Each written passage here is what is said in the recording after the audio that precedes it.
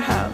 Hello everybody and welcome to my review of King of Thieves, directed by James Marsh. So,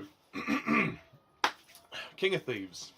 This movie is essentially a dramatisation of the great Hatton Gardens robbery of 2015, and it basically centres around these old retired crooks who try to steal loads of gold and money.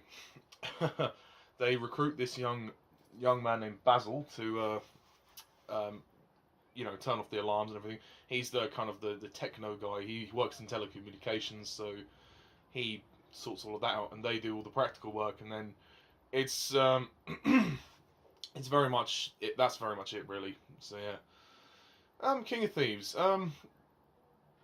I think this is a good movie.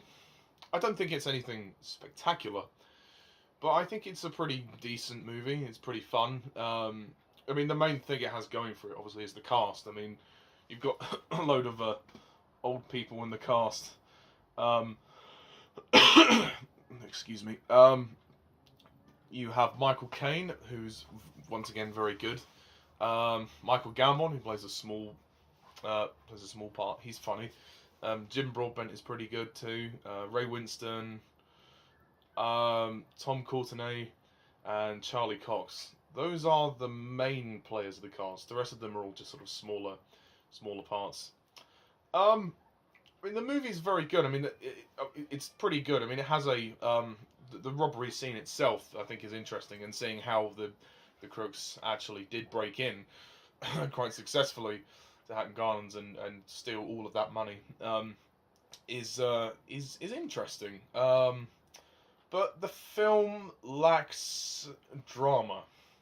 There is not really any drama in this film. I mean, they tried to establish this kind of emotional drama with Michael Caine's character at the beginning with his wife. I think it's his wife who dies. I'm not really giving anything away there. But, I mean, that goes nowhere. And then the second half of the film, there's this sort of police investigation type plot, which is so dull. I mean, it's just kind of dull. They don't really show you very much. They just basically show the police watching the guys and trying to track them down. There's no sort of drama within the investigation. It's basically feels like a montage, really. So, it's just kind of redundant. I mean, obviously, you know where the film is going to go. You know how it ends. I mean, if you know the story of the Great Hatton Robbery, you know how this film will play out. Sorry, I've got to take a sip of water.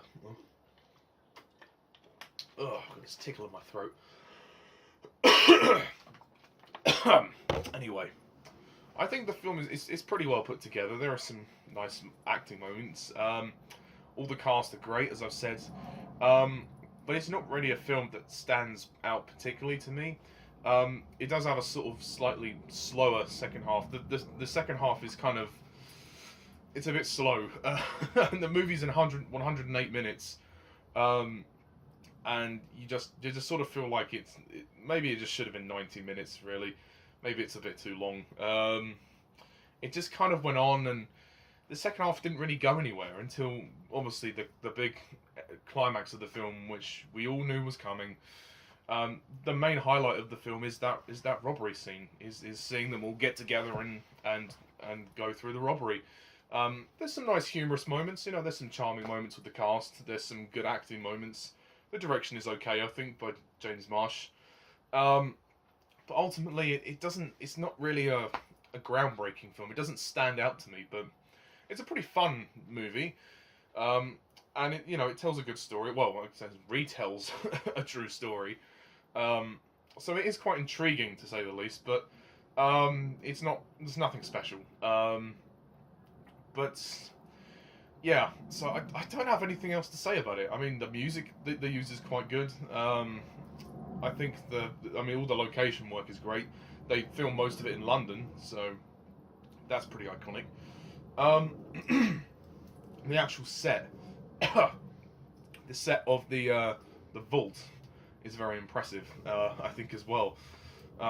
It's interesting seeing how they all sort of drilled a hole through the wall to get into the vaults, and then seeing them breaking open the vault is quite interesting. But ultimately, this is a good movie, but it's really not a film that I would rush back to.